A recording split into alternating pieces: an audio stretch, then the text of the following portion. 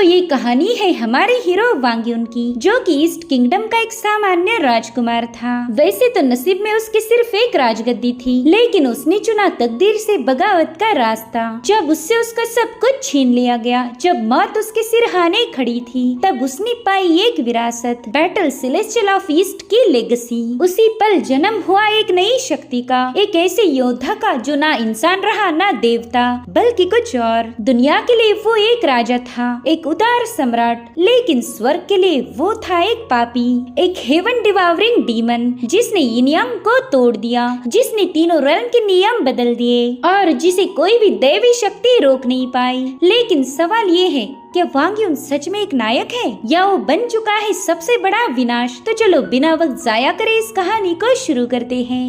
तो कहानी की शुरुआत में हमें जूशियन क्लिफ का सीन दिखाया गया, जहाँ पर एक छोटी बच्ची बैठी हुई थी। वेल, इसका नाम है मिंगलोंग। वो एक बहुत ही सुंदर धुन गुनगुना रही थी कि तभी हेवन से आवाज आई कि मिंगलोंग, तुमने एक फॉरबिडन आर्ट को प्रैक्टिस करने की जरूरत कैसे की? तुम्हारी वजह से 10,000 डीमंस भड़क गए हैं और अब वो हमारे सेलेस्टियल कोर्ट के खिलाफ बगावत करेंगे, जिसके चलते हमारे सेलेस्टियल कोर्ट ने डिसाइड किया है कि अब तुम्हारी इस गलती के चलते तुम्हें एग्जीक्यूट किया जाएगा। जिसके बाद हमें सेलेस्टियल कोर्ट की विशाल आर्मी दिखाई जाती है। उनका लीडर उन्हें हुक्म दे चुका था कि जल्दी से एरी को फॉर्म कर लो, आज हम इस मिंगलोंग को जिंदा नहीं छोड़ेंगे। तो उन लोगों ने जल्दी से अपनी पावर्स को गैदर करते हुए वहाँ पर एक फॉर्मेशन क्रिएट कर लिया और फिर उसी में से एक डिवाइन स्लैश रिलीज होते हुए सीधे मिंगलोंग की तरफ आगे बढ़ रहा था। लेकिन मिंगलोंग तो एकदम रिलैक्स है, उल्टा वो अपने कानों को साफ करते हुए सेलेस्टियल कोर्ट के लोगों से कह रही थी कि तुम तो कुछ ज्यादा ही शोर मचाते हो। और फिर उसने अपने कानों के अंदर से एक स्टैब बाहर निकालकर सीधा उस डिवाइन स्लैश को डिस्ट्रॉय कर दिया,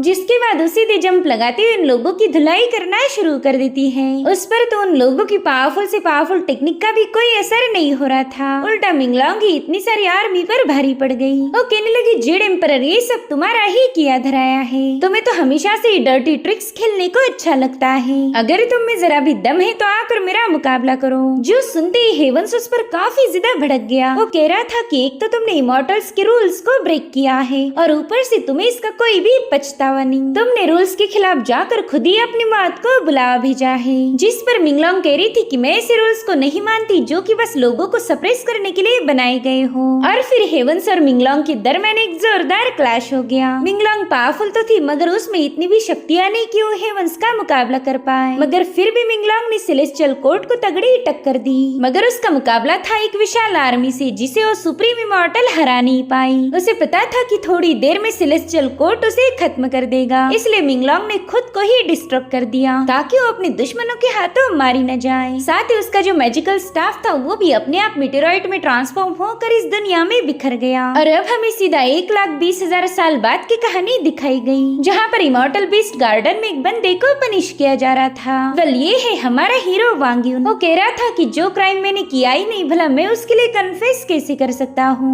जिस पर उसे कोड़ी मारने वाला बंदा कहने लगा कि तुम टोंगशान सोर्ड सेक के कोई प्रिंस नहीं हो, बल्कि यहाँ के सर्वेंट हो, और मामूली से गुलामों पर ऐसा एटीट्यूड तो बिल्कुल भी सूट नहीं करता। तो अब जल्दी बताओ कि तुमने उस क्रेन परिंदे को पॉइजन क्यों किया? तो वांग युन उससे कहता है कि मैं पहले भी ये बोल चुका हूँ और अब मैं दोबारा से वही कहूँगा कि मैंने उस परिंदे को पॉइजन नहीं किया। वेल, इस बंदे का नाम था जाओ चुआन और ये पहले ही वांग युन से नफरत करता है। वो कहता है, वांग युन, चलो आज देखते हैं कि तुम्हारी बॉडी ज्यादा टफ है या फिर मेरा चाबुक। और फिर वो दोबारा से उसे पीटना शुरू कर देता है। तब तक वहाँ पर एक बुजुर्ग पहुँच गए। वो कह रहे थे कि प्लीज उसे मत मारो, इस बच्चे ने किसी क्रेन परिंदे को पॉइजन नहीं किया, प्लीज इसे छोड़ दो। वेल, इनका नाम है एल्डरसन और ये वांग युन को अपने बेटे जैसा ट्रीट करते हैं। वांग युन उनसे कह रहा था, सीनियर प्लीज आप इस बंदे के सामने भीख मत मांगिए, वैसे भी ये बेवजह मुझे टारगेट कर रहा, इसलिए आपके रोने धोने का इस पर कोई असर नहीं होने वाला। जो सुनते ही जाओ चुआन कह रहा था कि अगर तुमने उस परिंदे को पॉइजन नहीं किया तो फिर किसने किया? और उतने में वहाँ पर इमॉर्टल C2 की एंट्री हो गई। वो कह रहा था कि अब तो रात हो चुकी है, मगर फिर भी तुम इस बंदे से सच्चाई उगलवा नहीं पाए। इसे मैं तुम्हारी नाकामी समझूं या फिर इस बंदे की बहादुरी? जो सुनते ही जाओ चुआन सीधे उसके पाँव में गिरकर उसकी जूती साफ करते हुए बताने लगा कि वांग युन काफी ज्यादा जिद्दी है, इसे मैं कब से पीट रहा हूँ, मगर अभी भी उसने अपनी गलती को एक्सेप्ट नहीं किया। जिस पर सिटीजन कहने लगा कि अगर ये अपना गुनाह कबूल नहीं करता तो फिर उसका सीधा इल्जाम तुम पर आएगा। जो सुनते ही जाओ चुआन ने वांग यून को और जोर से पीटना शुरू कर दिया। उससे पूछ रहा था कि जल्दी बता, तूने उस सेलेस्टियल क्रेन को जान से क्यों मारा? आखिर उस परिंदे ने तेरा क्या बिगाड़ा था? और उतने में एल्डरसन कहने लगे कि प्लीज वांग यून को छोड़ दो। तो शायद मैंने गलती से खाना समझकर वो पॉइजन ही क्रेन परिंदे को फीड किया होगा। इमॉर्टल, अगर आपको किसी को पनिश करना ही है तो मुझे कीजिए, लेकिन मेरी इस गलती की सजा इस बेकसूर वांग यून को मत देना। जो सुनते ही सिटुजिन उन पर भड़क गया। वो कह रहा था कि क्या तुम मुझे मेरा काम सिखाओगे? जिसके बाद उसने एक ही अटैक में एल्डरसन को बुरी तरह से घायल कर दिया। साथ ही साथ वो जाओ चुआन को हुक्म देता है कि जाकर इस बुढ़े को रूल सिखाओ। जो सुनते ही जाओ ने उन पर अटैक करना शुरू कर दिए, मगर तब तक वांग यून ने खुद को आजाद कर लिया था। उसको विप पकड़ते हुए कहने लगा कि ना ही मैंने और ना ही एल्डरसन ने उस परिंदे को पॉइजन किया है, मगर फिर भी तुम लोग हम पर झूठे इल्जाम लगा रहे। वैसे भी तुम लोग बेवजह हमें टॉर्चर करते हो क्योंकि हम तुम्हारे गुलाम हैं। मगर अब बस बहुत हो गया, अगर आज तुम मुझे खत्म करोगे तो मैं तुम्हें भी अपने साथ ले जाऊंगा। जिसके बाद वांग यून ने एक जोरदार पंच के साथ जाओ चुआन को काफी दूर पुश कर दिया। साथ ही साथ उस पर एक और पंच हिट करने वाला था, मगर उतने में जाओ यान पीछे से आकर उसके सीने में अपनी विप घुसा देता है। वहीं पर सिटुजिन वांग यून से कह रहा था कि तुमने हमारे सेक्ट के रूल्स को ब्रेक किया है, इसी वजह से तो तुम्हें ऑन द स्पॉट एग्जीक्यूट किया गया। अब वांग यून को बुरी तरह से घायल करने के बाद वो बंदा वहाँ से निकल पड़ा। उसके साथ हम एक और बंदी को देख पाते हैं जिसका काम है सिटुजिन को प्रोटेक्ट करना। वो कहता है नानगोंग, ये बंदा मुझ पर अटैक करने वाला था, मगर फिर भी तुमने उस पर कोई एक्शन नहीं लिया। जिस पर नानगोंग जवाब देते हुए कहने लगी कि मुझे आपके बड़े भाई कांग ने अपॉइंट किया है ताकि मैं मुश्किल हालातों में आपकी मदद कर पाऊँ, और आज यहाँ पर जो कुछ भी हुआ वो तो एक मामूली सा मैटर था। जिस पर सिटुजिन कहने लगा कि हाँ, तुम तो मेरे बड़े भाई की फिक्र करती हो, मेरी तो तुम्हें जरा भी परवाह नहीं। अब अगले सीन में हमें वांग यून की ग्रेव दिखाई गई, यानी कि जाओ चुआन के एक ही अटैक में उसकी मौत हो चुकी थी। एल्डरसन भी उसकी मौत से काफी ज्यादा दुखी थे। वो कहते वांग यून, मेरे कोई बच्चे नहीं, कई सालों से हम दोनों साथ थे। एक वक्त पर मुझे ऐसा महसूस हुआ कि तुम ही मेरी फैमिली हो। मैंने हमेशा तुम्हें अपने बेटे जैसा प्यार किया, मगर आज मुझे ऐसा लग रहा है कि मुझसे मेरा सब कुछ छीन चुका हो। मैंने तुम्हारे लिए मेटेराइट का एक पीस रखा हुआ है जो कि कई पीढ़ियों से जनरेशन टू जनरेशन मेरी फैमिली में पास होता आया था। मैं तुम्हें कुछ और तो दे नहीं पाया, मगर ये मेटेराइट मेरी तरफ से प्यार का एक नजराना समझकर रख लो। इधर ग्रेव के अंदर उस मेटेराइट के टुकड़े से बहुत ही स्ट्रॉन्ग एनर्जी रिलीज होकर वांग यून को एक एबिस में ढकेलने लगी। वहीं पर एल्डरसन उसे सेफ जर्नी की विश कर रहे थे, और उतने में वांग यून की आंखें खुल जाती हैं। उसे अपने दुश्मनों की आवाजें सुनाई दे रही थी जिन्होंने उस पर अपने खोखले रूल्स को ब्रेक करने का इल्जाम लगाया। यहाँ पर हमें ये भी पता चलता है कि वांग यून कोई गुलाम नहीं था, बल्कि ईस्टर्न पैलेस का एक क्राउन प्रिंस था, लेकिन उस पर गद्दारी का इल्जाम लगाते हुए उससे उसका टाइटल छीना गया। इतना ही नहीं, वांग यून को अपने ही राज्य से बैनिश कर दिया था, जिसके चलते वांग यून को अपने कॉन्टिनेंट को छोड़कर दूसरी रियासत में आकर एक गुलाम की जिंदगी गुजारनी पड़ी। उतने में ही वांग यून कहता है कि मैं तुम्हारे हाथों सप्रेस नहीं हो सकता,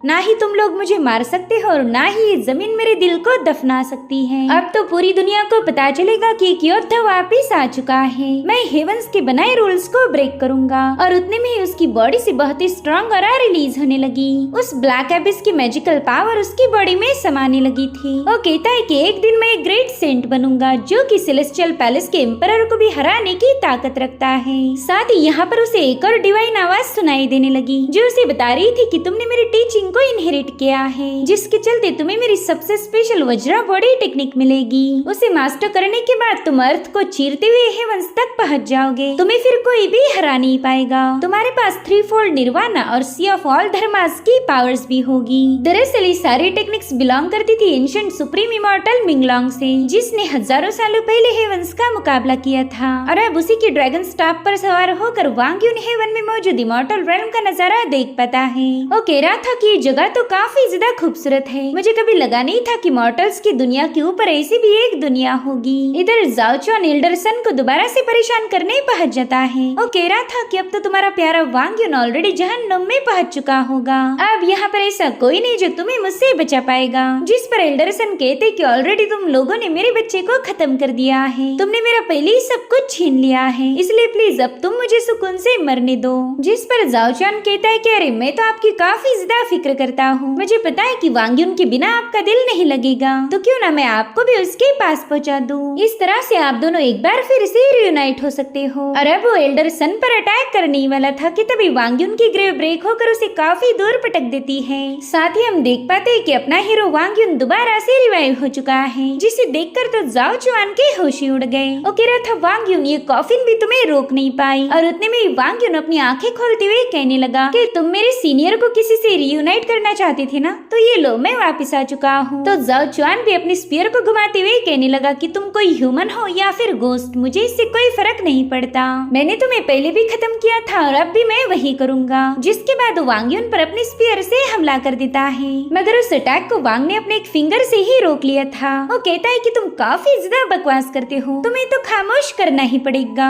जिसके बाद वो अपने हल्के से टच से जाओ युआन को चट्टान पर पकड़कर उसका स्पीयर उसके आर पार घुसा चुका था। जिसके बाद वो जल्दी से एल्डर सन को संभालने चला गया, मगर सन तो उस पर काफी ज्यादा गुस्सा हो गए थे। वो कहने लगे कि तुम दोबारा से जिंदा हो गए, तो तुमने इसी मौके का फायदा उठाकर यहाँ से भाग जाना चाहिए था, मगर तुमने तो रिवाइव होते ही उस बंदे की जान ले ली। अब अगर ये बात सेक्ट को पता चल गई तो वो लोग तुम्हें जिंदा नहीं छोड़ेंगे। जिस पर वांग कहता है, ठीक है फिर चलो हम दोनों यहाँ से भाग निकलते हैं। मगर एल्डर सन ने उसके साथ जाने से मना कर दिया। वो कह रहे थे कि तुम जल्दी से यहाँ से चले जाओ, वरना मैं इस चट्टान पर अपना सिर पटक पटक कर अपनी जान दे दूंगा। जिसके बाद वो जानबूझकर टूम्बस्टोन पर अपना सिर पटकने का नाटक करने लगे। जो देख वांग कह रहा था, सीनियर आप हमेशा इसी ट्रिक का यूज करके मुझे इमोशनली ब्लैकमेल करते हो, तो क्यों ना आप इस बार कोई और ट्रिक का यूज करो। ये तो मुझे अब काफी ज्यादा बोरिंग लग रही। जो सुनते एल्डर सन मायूस हो गए। वो कह रहे थे कि मेरी वजह से तुम्हारी स्पीड कम हो जाएगी और हम आसानी से पकड़े जाएंगे, इसलिए मैं चाहता हूँ कि तुम अकेले ही यहाँ से भाग निकलो। मेरी वजह से तुम मारे जाओ, ये मुझे बिल्कुल भी बर्दाश्त नहीं होगा। जिस पर वांग कहता है कि हम पहले भी डोंग्यू किंगडम से भागकर टोंगशान सोर्ड सेक्ट आए थे, मगर इस बार मैं भागना नहीं चाहता।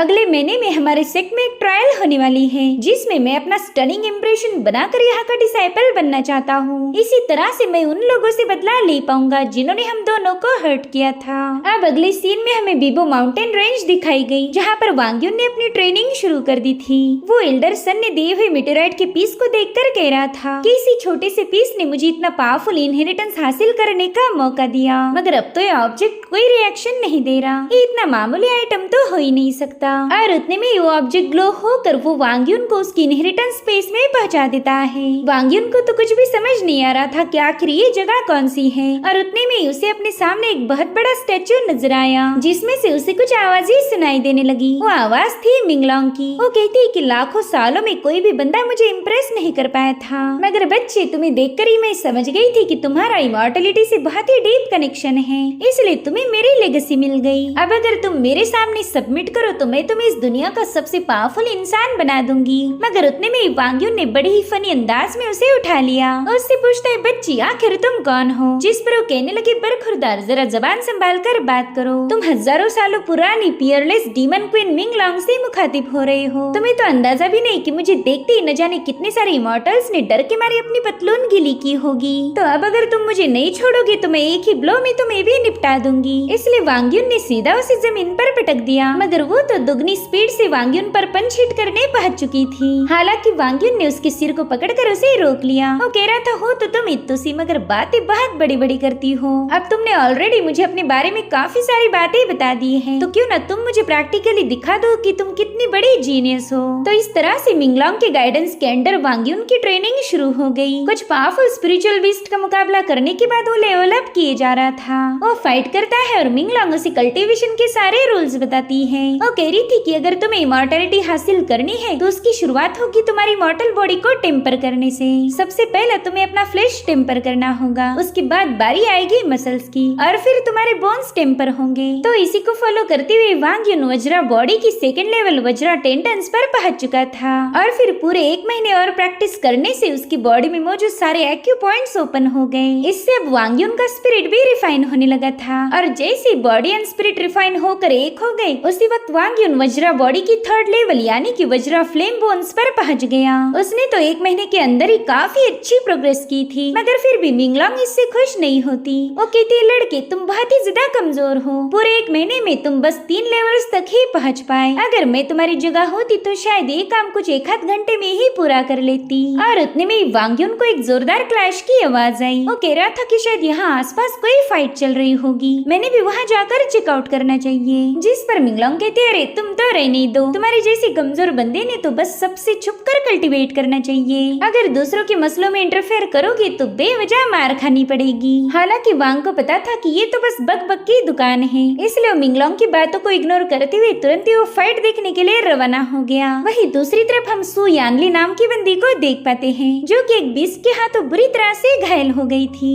वो अपनी फ्लाइंग स्वॉर्ड से उस बीस्ट पर अटैक करने की कोशिश तो करती है, मगर उसका ये अटैक पूरी तरह से फेल हो गया। साथ ही अब उसकी स्पिरिचुअल पावर भी पूरी तरह से ड्रेन हो गई थी। मगर इससे पहले कि वो बीस्ट उसे खत्म कर पाए, वहाँ पर वांग युन की एंट्री हो गई। उसने अपने ड्रैगन स्टाफ का यूज करते हुए इस बीस्ट के अटैक को काउंटर कर दिया था, जिसके बाद वो यानली को अपनी पीठ पर कैरी करते हुए वहाँ से भागने लगता है, क्योंकि वो अभी इतना पावरफुल नहीं था कि इस बीस्ट को आसानी से हरा पाए। और फिलहाल तो बॉडी रिफाइनिंग की 3rd लेवल पर था और ये बीस्ट है 6ठी लेवल पर, जिसके चलते वो बीस्ट इन्हें फॉलो करने लगा। उसे पता था कि ये दोनों तो आसान शिकार हैं। इधर वांग युन तो भागते हुए उस बंदी से उसका नाम पूछने लगा, तो उसे ऐसी सिचुएशन में बिंदास देखकर तो लड़की भी थोड़ा सा चौंक गई। इधर मिंगलोंग माइंड स्पेस से उसे बता रही थी कि राइट में मुड़कर तुरंत ही उसकी आंखें फोड़ दो, मगर वांग युन उसकी एक नहीं सुनता, जिसके चलते मिंगलोंग भी इरिटेट होने लगी। वो कह रही थी, यार तुम तो 1 नंबर के लूजर हो, तुमने उस बीस्ट की आंखें फोड़कर मुंह तोड़ देना चाहिए था, मगर तुमने मेरी एक ना सुनी और अब तुम्हें इसका अंजाम भी भुगतना पड़ेगा। वेल तब तक ये लोग क्लिफ की एज पर पहुंच गए थे और इसी वजह से तो मिंगलोंग ने उन्हें राइट लेने के लिए बताया था, मगर वांग युन ने उसकी बातों को इग्नोर किया, जिसके चलते अब वो एक बहुत बड़ी मुसीबत में फंसने वाला था। साथ ही अब इन दोनों के पास फाइट बैक करने के अलावा और कोई ऑप्शन नहीं, तो यानली ने अपना सोर्ड फॉर्मेशन क्रिएट करते हुए उस बीस्ट पर कई सारे अटैक कर दिए। वहीं पर वांग ने भी अपने ड्रैगन स्टाफ का यूज करते हुए हेवंस ओपन टेक्निक को एक्टिवेट कर दिया,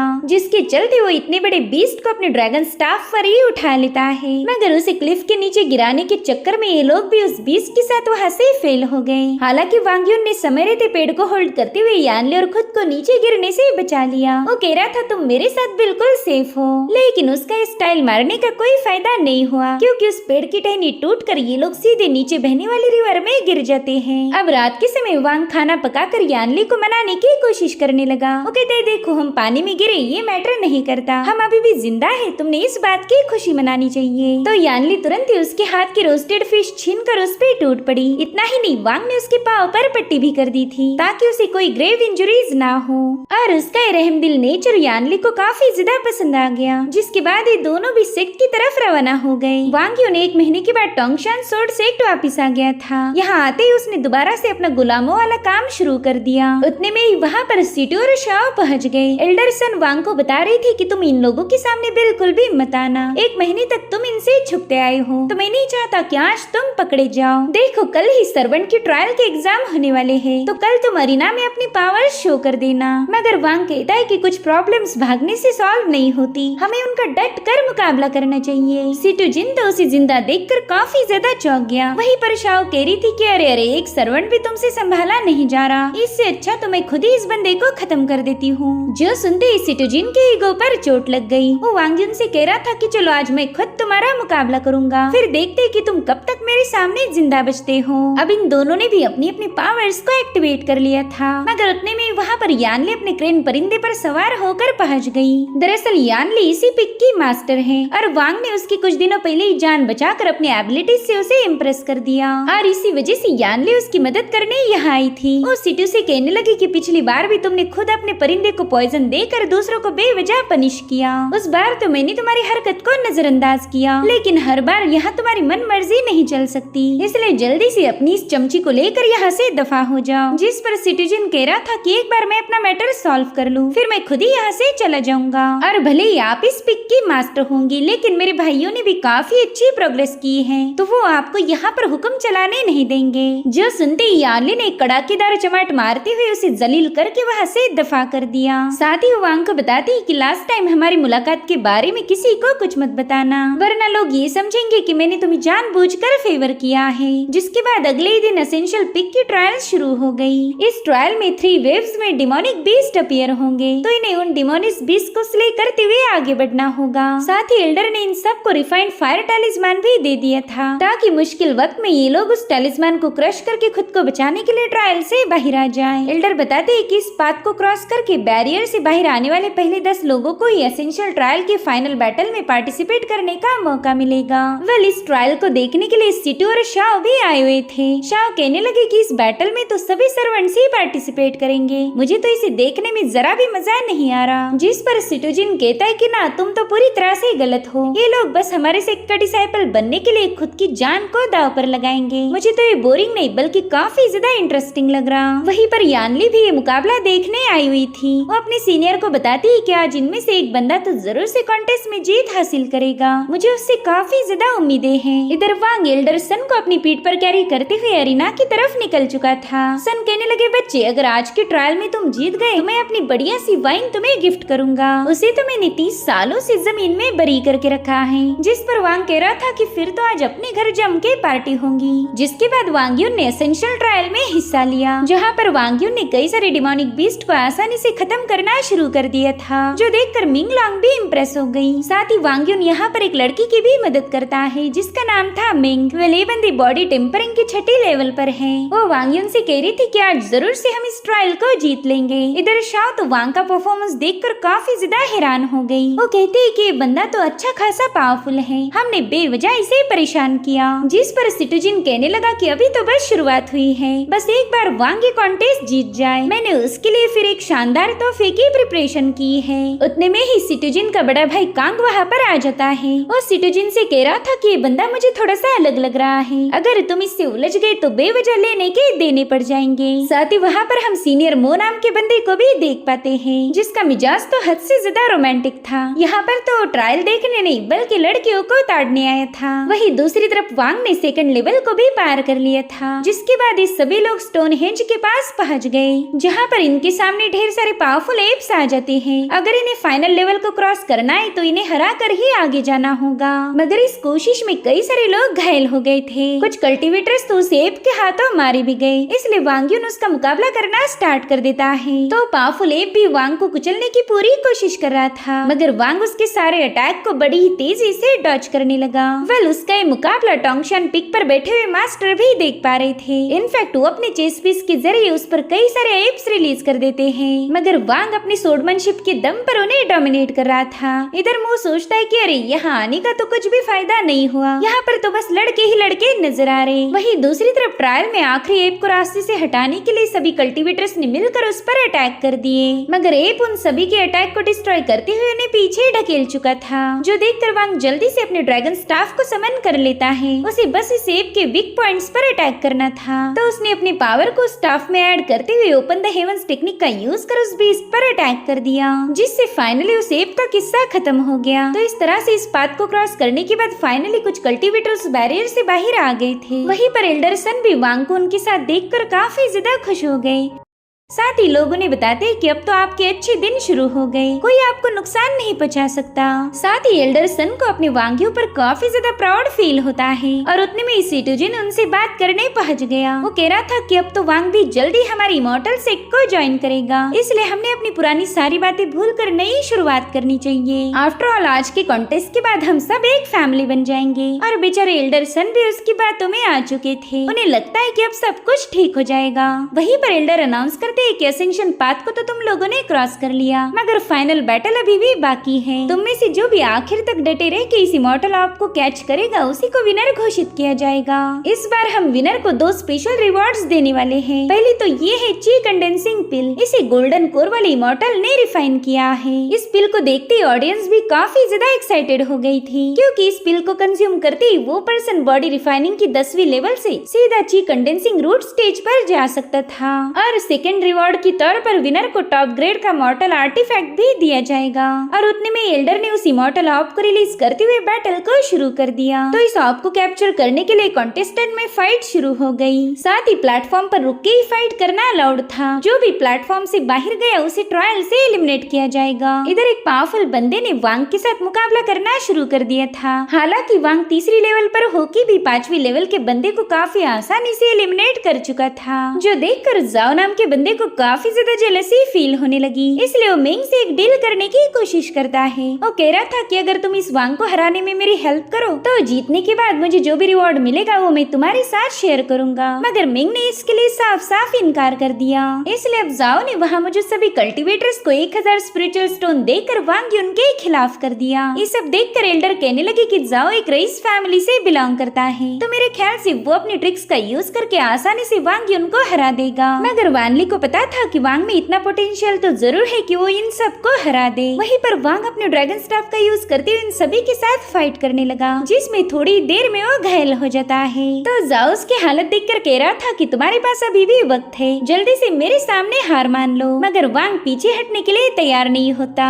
इसलिए जाओ ने अपना second sword riding the sword wind formation को एक्टिवेट कर दिया। इस फॉर्मेशन की मदद से उसने वांग पर कई सारे अटैक कर दिए थे, जो देखकर मिंग काफी ज्यादा भड़क गई। वो उससे कह रही थी कि तुम सभी लोग टीम अप होकर एक बंदे को परेशान कर रहे हो। इससे तो साफ पता चल रहा है कि तुम कोई बहादुर नहीं बल्कि एक लूजर हो। और फिर वो भी उनके साथ फाइट करना शुरू कर देती है। उसने अपने अजूर स्लैशेस का यूज करते हुए वांग को बचाने की पूरी कोशिश तो की, मगर वो जाओ के अटैक से घायल हो जाती है। और अब जाओ उस पर एक फाइनल अटैक करने ही वाला था, लेकिन इससे पहले वांग सोड एनर्जी से खुद की बॉडी को टेम्पर करने लगा। इसमें मिंगलोंग ने भी उसकी हेल्प की थी, जिसके चलते वांग युन जाओ के अटैक को अपनी सोड एनर्जी से काउंटर कर देता है। साथ ही साथ जाओ उस एनर्जी की वजह से काफी पीछे पुश हो गया था। सभी लोग देखते हैं कि वांग ने अपनी सोड एनर्जी से इंटरनल ऑर्गन को टेम्पर किया है, जिसके चलते वो अब बॉडी टेम्परिंग की 5वीं लेवल पर पहुंच चुका था। और उसका एक कारनामा देखकर यानली भी उस पर काफी ज्यादा इम्प्रेस हो गई। इधर वांग ने अपने एक ही सोड अटैक में वहाँ मुझे सभी लोगों को घायल कर दिया, जो देख जाओ अपनी स्पेशल मूव 4 सोड ड्रैगन रोअर को एक्टिवेट कर देता है। तो वांग ने भी हेवन स्प्लिटिंग टेक्निक का यूज करते हुए इसके अटैक को काउंटर कर दिया, जिसके चलते जाओ ये मुकाबला हार चुका था। और फाइनली वांग उस इमॉर्टल ऑर्ब को अपने ड्रैगन स्टाफ पर कैच कर लेता है, जो देखकर तो एल्डर काफी ज्यादा खुश हो गए। अब उन्होंने वांग को इस मुकाबले का विनर घोषित कर दिया था। वहीं पर सीनियर मो कहने लगा कि पहली बार मुझे लड़कियों के अलावा किसी लड़के का परफॉर्मेंस अच्छा लगा है, जाओ जाकर इसका फूलों के पेटल से स्वागत करो। इधर वांग सोचता है कि फाइनली मैंने इमॉर्टल सेक्ट की ट्रायल को पास कर लिया, अब मैं और ज्यादा पावरफुल बनकर अपने पेरेंट्स की मौत का बदला ले पाऊंगा।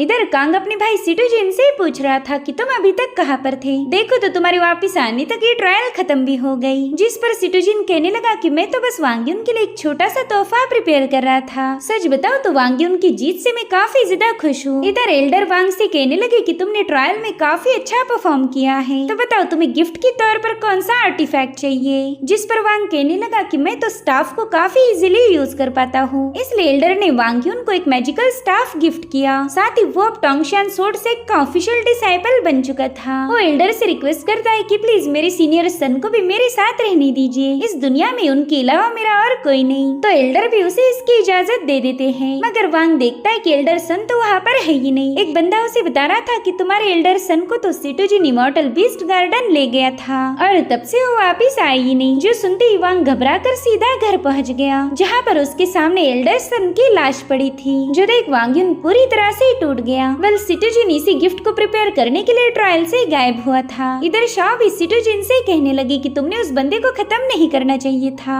इससे तो वांग युन तुम पर काफी ज्यादा भड़क जाएगा। जिस पर सिटुजिन कहने लगा कि हाँ यही तो मैं चाहता हूँ कि वो गुस्से में आकर कई सारे लोगों को खत्म कर दे और हम फिर उस पे सेक्ट के रूल्स को ब्रेक करने का इल्जाम लगाकर उसे एग्जीक्यूट कर रास्ते से हटा देंगे। इधर वांग युन अपने एल्डर सन को दफना कर कसम लेता है कि वो जल्द ही उनकी मौत का रिवेंज लेगा। और इसी के साथ एपिसोड यही यहीं पर एंड हो जाता है। Thank you so much for watching. Bye bye, take care.